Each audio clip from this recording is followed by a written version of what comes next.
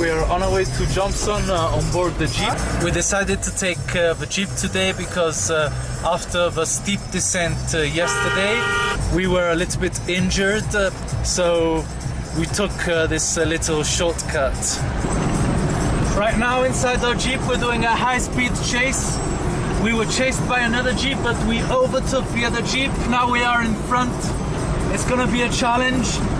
The next corner is gonna tell us who is the most talented driver.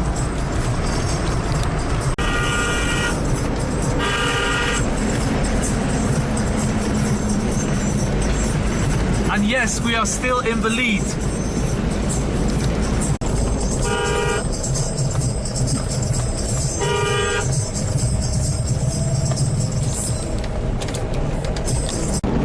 On a side note, because we are near Mustang, we can see how the landscape has changed yet again, and it's much drier and kind of barren with shrubs but not many trees.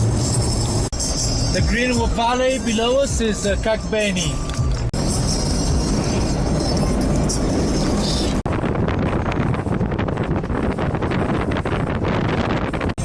This stony landscape looks a little bit like Morocco, except there's much more water.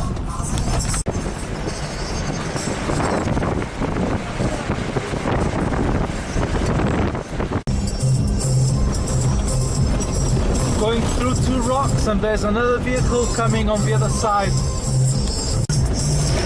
So vehicles don't travel exactly on the right or the left side of the road.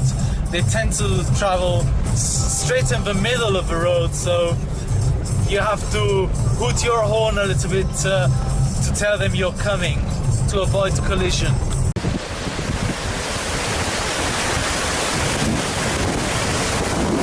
So the locals say this is the perfect river for a mud bath. Hi everyone, we're filming from Jomsom today. Jomsom is on the circuit of the Annapurna, and this is the local monastery. So we just saw people moving around the building in prayer.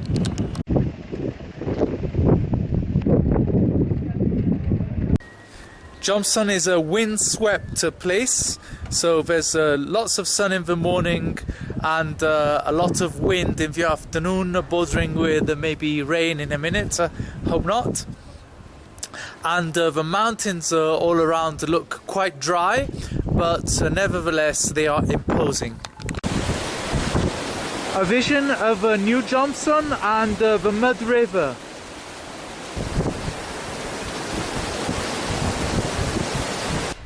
All the dogs here in Nepal tend to be fairly hairy, but friendly.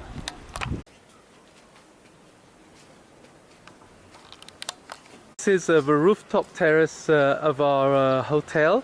The hotel is called Paradise, and the owner cares very much about his rooftop garden, and he has flags of Nepal and flags of Mustang on the roof. They also have solar energy, internet, and hot water panels, so solar energy is very much in use around here. Up to 5 years ago, people used to only use wooden stoves to cook, so all around the houses have stored stacks and stacks of wood on the roofs, on the corners of the roofs, because obviously underneath there are the supporting walls. So maybe us Westerners could learn a lesson or two from Jomsom and from Nepal about energy consumption and solar panels. This is the overview of the city. I must admit it's not the greatest of views as far as the buildings are concerned, but in the distance we can see the river and obviously the surrounding mountains.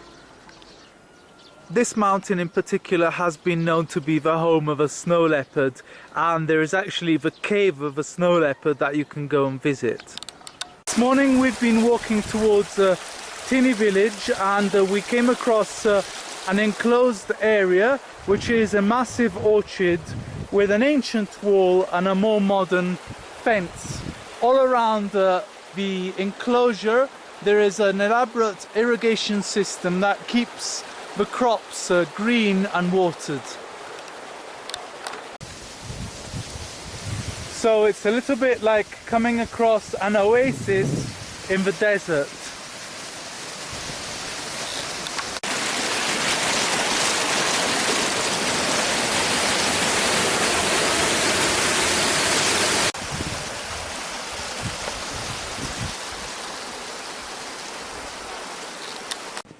Finally, inside the village of Thini, we are greeted by the mantra wheels and by some free-range cattle.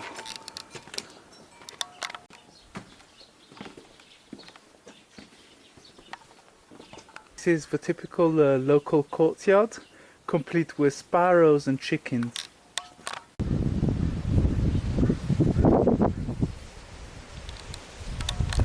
This village is really old school, traditional, so no gas stove here for sure.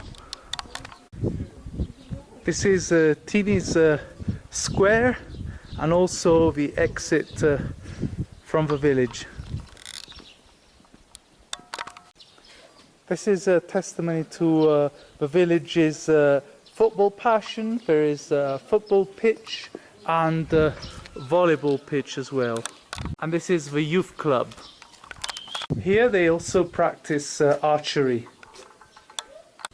This is our goodbye to Thini Village and the end of our exploration of Jomsom surroundings for today.